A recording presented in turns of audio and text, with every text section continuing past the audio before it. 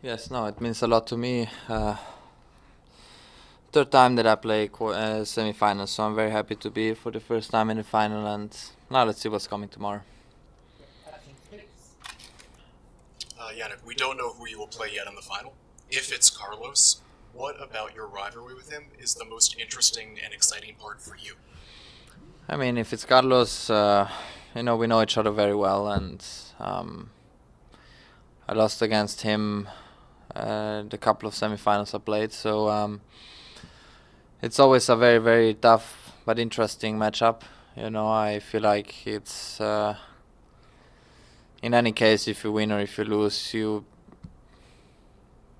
go away of a match, and you know where you have to work on. In the same time, if it's Daniil, there is it's a very similar scenario, because he has been in the past a player who made me improve a lot. I had to change also my game style, and so it's in any case, whoever is gonna be my opponent in the final is gonna be a very, very tough match. But look, the first time I play the final here, it means a lot to me, and good confidence then also for Miami, and to finish the hard court in the best possible way, and then something new starts with the clay season. But very focused about tomorrow, and we see how it goes.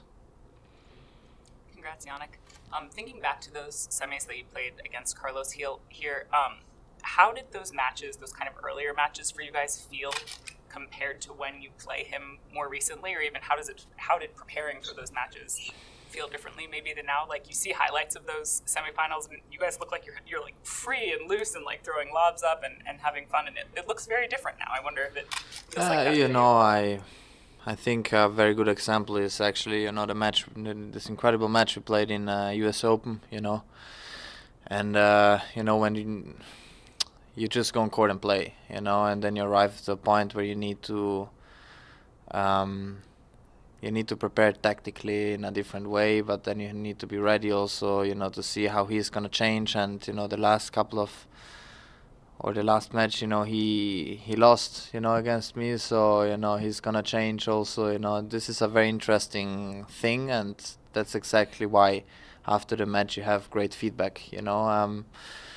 But it's again, different surface. The last one we played was indoor, so here's outdoor. The ball is very bouncy. He has a very, very good kick serve.